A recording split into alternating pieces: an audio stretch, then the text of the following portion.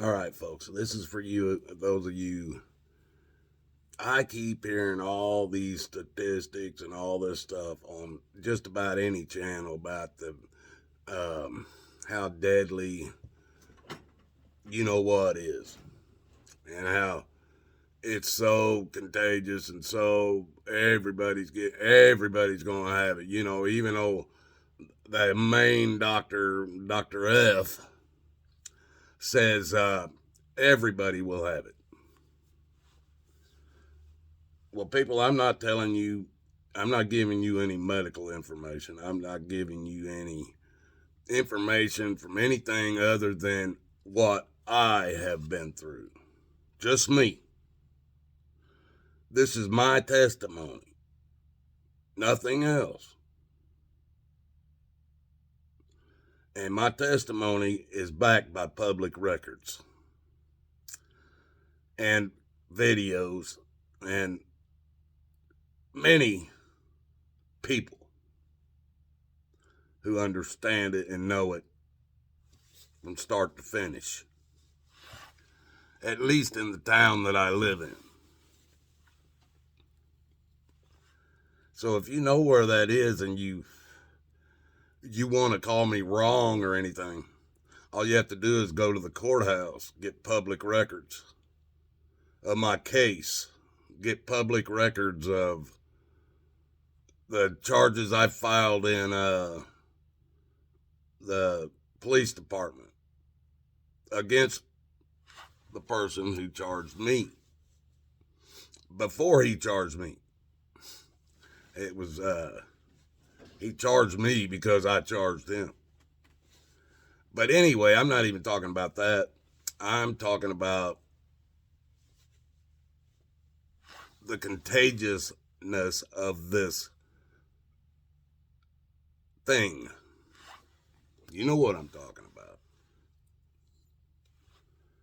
Well, let me tell you, folks. I drove for Lyft and Uber for 3 years before I ever even came to Ohio. I drove in Ohio and Indiana. At the first year that I was here back and forth, I would drive in Indiana and Ohio. Now, when we moved here, we were here. It wasn't long. It was within about a year. You know what at?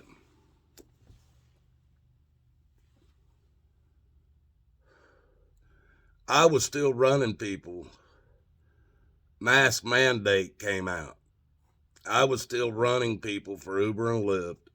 I wasn't wearing no mask. I never wore a mask, and I will never wear a mask for anybody. Not for my wife, not for any of your court systems, not for any of your police officers, not for anybody will I ever wear a mask. My wife wouldn't even ask me to. But I wouldn't do it for her. So I most certainly would not do it for anybody else. I've been married to her for 30 years.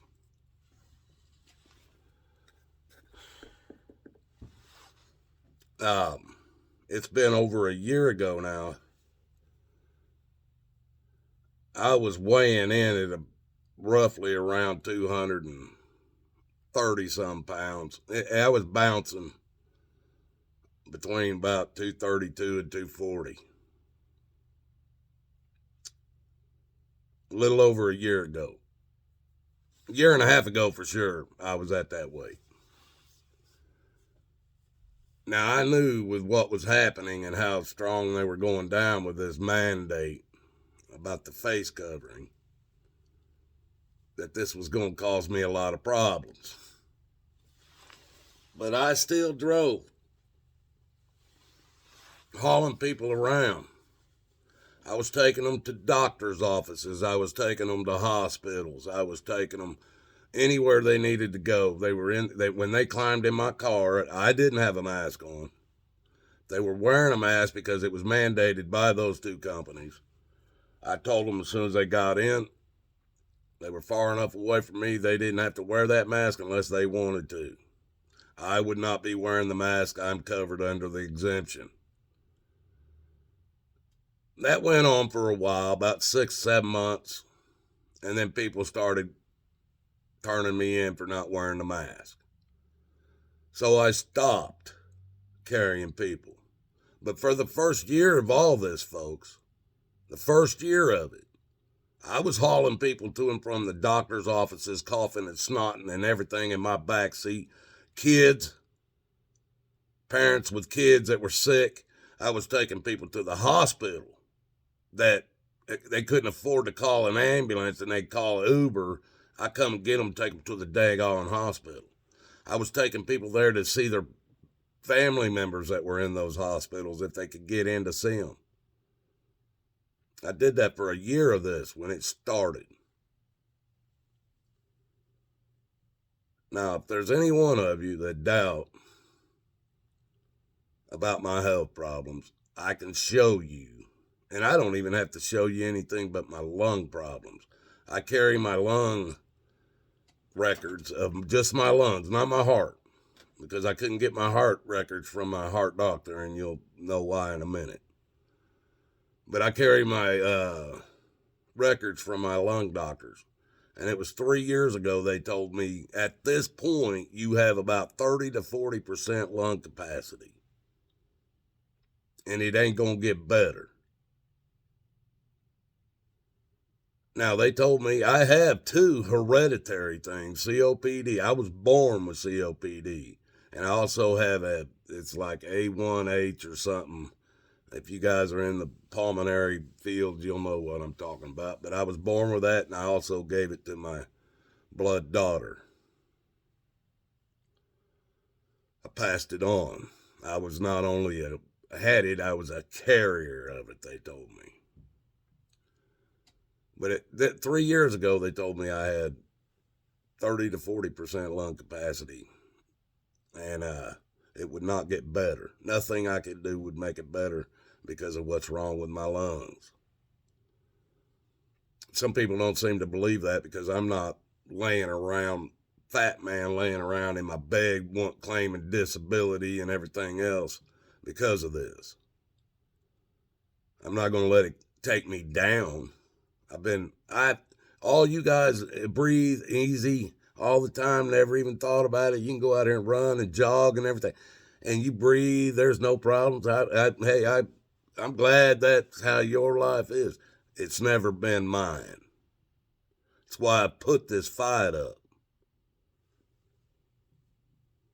But I knew that it was going to come to my doctors and these doctors, folks, my heart doctors, they did 3 surgeries on me claiming they could fix me. 2 of them out in Arizona. One of them was some clown. They brought in another. He worked on me for 16 hours. Another clown that came in from somewhere else. The second one, yeah, it was another. He came in from out of country to work on my heart down in Arizona. And then they told me I needed this guy that was up in Indianapolis. He was the best in the country. So I ended up with this third doctor. He worked on me for 12, 16, 18 hours or something. He come out and said, "You don't need the best in the country, son. You need the best in the world." He just said it wrong. He just said, "There ain't nothing we can do for you. You better find Jesus." That's what he should have said. Because there wasn't no man going to fix my heart. They can't fix my lungs. I'm not scared of this. They've been claiming from the get-go. And believe me, I'm considered a senior citizen, folks. I have been for some time now. They usually claim senior citizens at 55. And I've only once, every time I get my hair cut, I claim senior citizen. But I've only once eaten at the senior citizen price. My wife won't let me. But I ain't went along with none of this, folks. I ain't went along with none of it. My heart doctors told me they put me on a pill 20 years ago. Said it was called Sodalol. I took it every day. They said if I ever stopped taking that pill, I would die. So I knew, because I wasn't going along with the game, they're going to take those pills. And I thought about, how I could stockpile them up somehow because I was still believing in those pills. I'll speed this up a little bit. They took those pills over a year ago from me. They refused to write me a prescription because I wouldn't come in their office without a mask on. No need for me to do it. I've been on those pills for 20 years. I refused, and they refused to give me any more services. I haven't taken any of them. Again, they should have told me, you better find Jesus, because we ain't helping you no more. Because that's exactly what happened. All this stuff pushed me straight towards Jesus more and more. Well, it's been over a year that they claimed I wouldn't be alive if I stopped taking those pills. It's been 3 years since I heard that I had only 30 to 40% lung capacity, and I was at 230 some pounds. Today, I'm sitting at about 175. Breathing pretty good, but my breathing's always getting worse and worse. But my heart problem ain't taking me out yet. God gave me that heart problem. Man tried 3 times to fix it. Couldn't. They can't fix God's work. They can't change God's work. Now, whatever they're doing, I don't know what they really can do with their technology, because their technology ain't coming from man. Their technology is coming from Satan. So, you got to start asking yourself, folks, somebody they've claimed for 2 years, my age, my health problems, had more than a mask, hadn't stopped doing anything, carrying sick people and everything back and forth to hospitals and doctors' offices. I've had my daughter and my wife, because of their jobs, they got colds and were told to go be tested before they come back to work. At the same time they went and was tested, my daughter was about 2 days before my wife was tested. They both come back with, you know what? They had to both stay home for 14 days at that time, or 15 days or something at that time. Now, my wife had, I think, either a bad case of the flu or pneumonia. She was pretty bad. My daughter was sick for a couple, 2 or 3 days, and then she was done with it. I was the one taking care of them. I was in the middle of all of it. Never wore a mask. Still, I would never stop kissing my wife. Ever. I don't care. Hugging my daughter. No. Didn't stop none of that. I still didn't get sick. It's went on now. Well, we're into 2 years. My daughter, once again, she got a cold. Or no, she didn't even get a cold. There was a guy that she works with that got sick, and he was tested to be positive. They called her, told her she had to go be checked.